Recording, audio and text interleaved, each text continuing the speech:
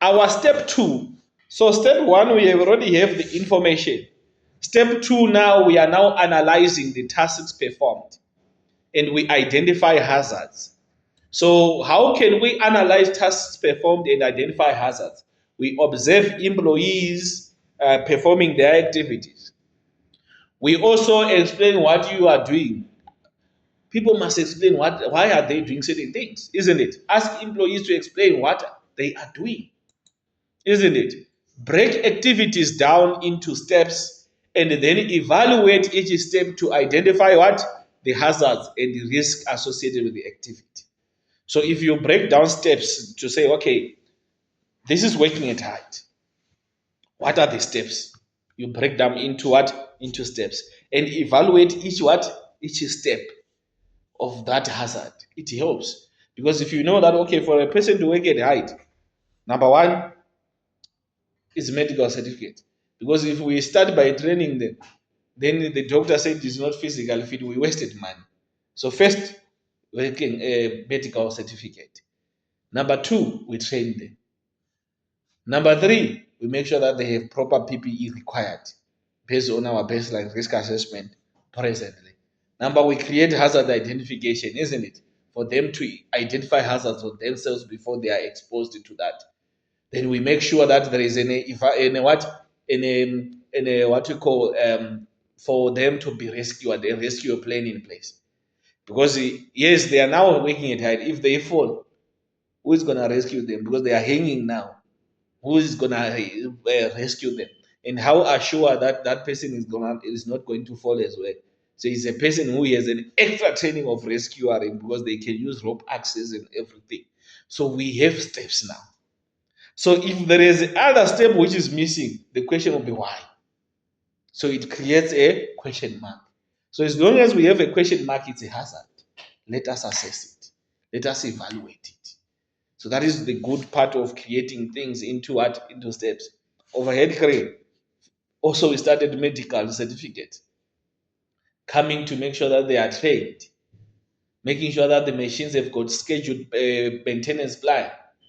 The rigging equipment is being inspected. The certificate of rigging equipment is there.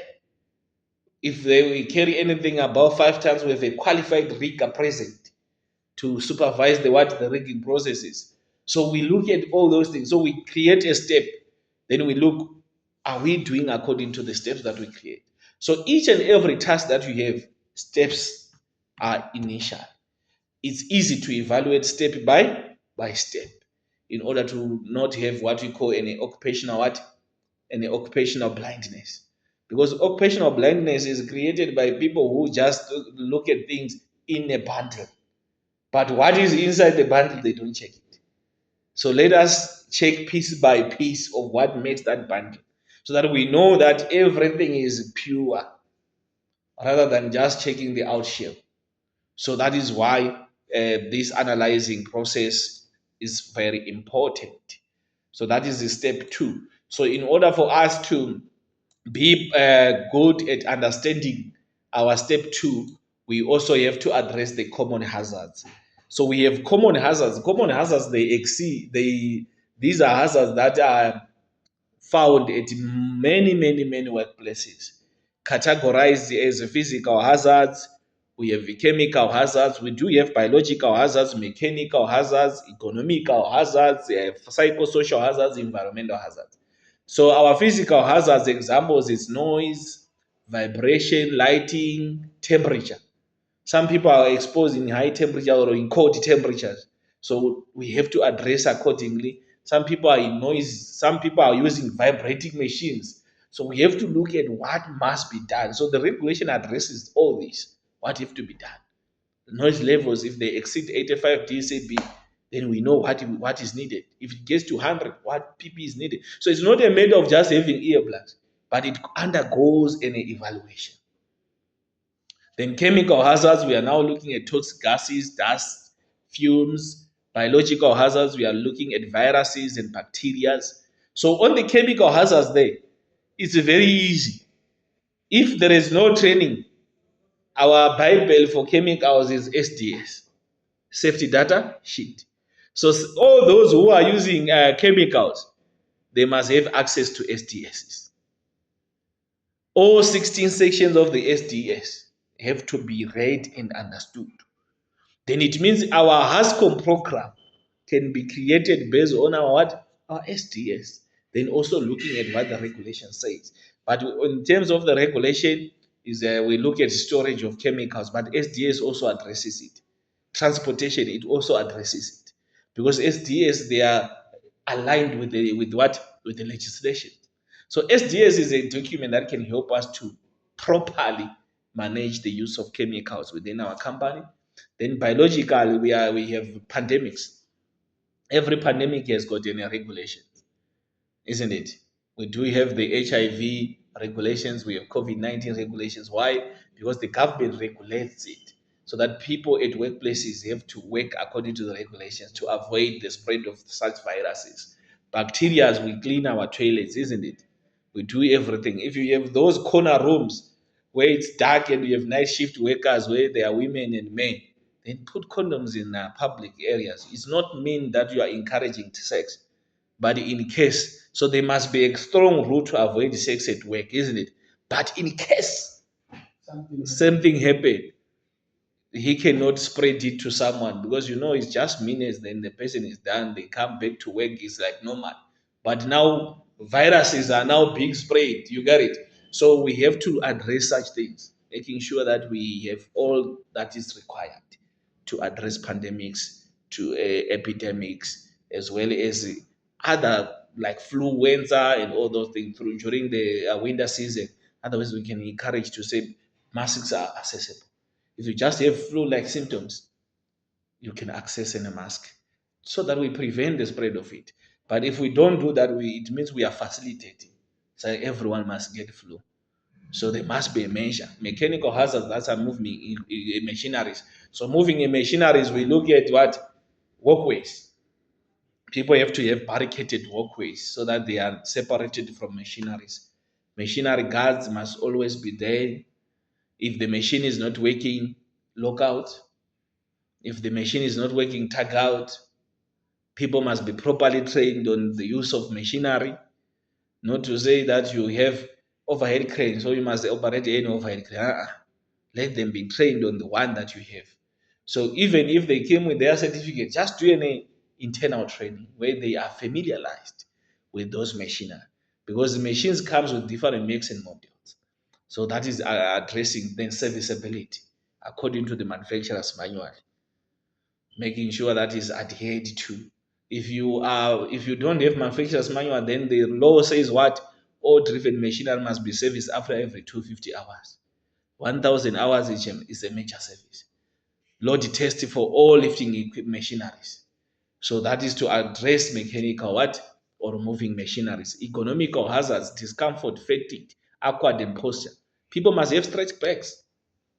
A person who's working in the workshop, you get it, they are always standing. So they must have a time to get what? Seated, isn't it? Those who are in the offices, they are always seated. They end up having fatigue and discomfort. Let them have some stretch breaks to allow them to be what? To be physically active so that they cannot consume diseases while they are seated, or they cannot stand for long. You got it. So we have to have an address, depends on what people exactly they are doing. Psychosocial hazards, they are caused by long working hours. So if a person is working from early in the morning up to 7, that person is no longer concentrating. It's because of the need of money only, but not himself. The mind and the body is no longer there. Mistakes became a lot. That is true. It's like even the training that we are doing. If we train you for 10 hours, same person, same me, same things, it became boring. People, they're no longer listening. They are just doing it for it to be done. So it has to be done while people are still what? Interesting. They still have the enthusiasm. They still have energy. They still have concentration. So that is to address the psychosocial. Then imitate. Some people at other workplaces, we have rashes. We have people who are talking about politics. Remember, we came from different politics groups. So if we just to say now, yeah, I'm going to with this EFF, this ANC, we are making someone what mentally disturbed because he doesn't like what we are talking about. Or Kaiser Chief this, hey, down this. So we must live social life outside. Here, our stories will be about the work and all that we are doing. Something that cannot talk about gender. Women this, men this, men. We are creating psychosocial. Are you getting it? So that is why it's like at home. If you find your woman is watching a video which is showing that men with a small what, it's a problem, and the other ways you have a small, how do you feel? You just say otherwise she accidentally passed through that post, but you are already angry mentally. You cannot say so because you say, I know she's on social media, I cannot shout at her, but mentally, why is she searching something? So those are things which can mentally disturb us. Sometimes salaries as well. Yeah, if our salaries have to be measured as per what the Employment Equity Act, so to check the remuneration, the minimum wage, to make sure that the basic conditions of what of employment. So we have to look at to make sure that all our minimum wage they don't go below what below that, because if we do below that, then psychosocial hazards are possible. Because you get it is no longer a salary, it's debts. Because as you get it, it's going. As you get it, it's going. You got it. So let us create an environment whereby. So some people also they can end up being in such not because the money or the salary is low, it's because they don't have counseling. We do have people who just got a job by luck, not because they are mentally well. They start drinking it up until it's finished. Then that's when they came to work with a false doctor and snot. Then those people now, 21 days or whatever before salary, they are stressed. The woman calls with, hey, we need porridge. Yeah, he's now stressed. He's no longer concentrating. So counseling activities at workplace are good in terms of finance management, how people can manage their finance, how they can come off debts and all that. Because you are working with a group of people. So it's just like, a workplace. If you look at most of our people, they are spending most of their time at work. So now a workplace becomes our home. Remember, by the time when people were not bothering much about money before this inflation and whatever, we were sitting with our elders counseling us daily. No, you know what, guys? When you start working, build your house so that if anything happens, even if you lose your job, you come and stay at your home. You just plant some vegetables here. You have your kettles here, isn't it? They were advising us because they know that those days are there in life when a person can lose his work. So as a man, when you lose your work, you need to go to your mama again and say, Mama, I'm here. You get it? That is if now you were taking care of it. If you were not, they also abandon you. Then you so we have to make sure that we have such counseling, people being advised in financial management. Now we do have the two-pot system. Some people, they even at your work here, we might find some people who doesn't understand it, but we have managers, we have safety officers, so they are there to advise or to create someone who can just have in a small training addressing them exactly what is two policies, what are the advantages and disadvantages, so people cannot just fall into trap or can leave it, then they regret. So we need people to really understand what they do. So we are addressing psychosocial hazards. It's like buying a big car on credit and you are working here. You get it? It's something people they need advice because you have a 3 liter just to come to VRR Steel and go back on credit. Then you are paying 8,000 a month. So that is why we say advice is very key. Eh, so it depends. But if you have if you are a contractor now, you are moving to Bambi Rose, yes, it makes sense because you charge accordingly. You get it. So financial advisors they are also needed in workplaces. Well, then environmental hazards we look at overpopulation, not grouping like in the warehouse there are 20 people. The manager's got a big office like this alone. He's free. He has got freedom. But people, 20 are in this. This one is hammering. This one is welding. So we must avoid overpopulating our workplace. We make sure that it is standardized in terms of who must be there. Smoke. Make sure that smoking areas are there. Passive smoking is dangerous. Making sure that our vehicles, if we have diesel machines, they are not operated in house because they produce carbon monoxide, which is dangerous to people, dangerous to the environment as well. So our vehicles have to be inspected if they are not polluting.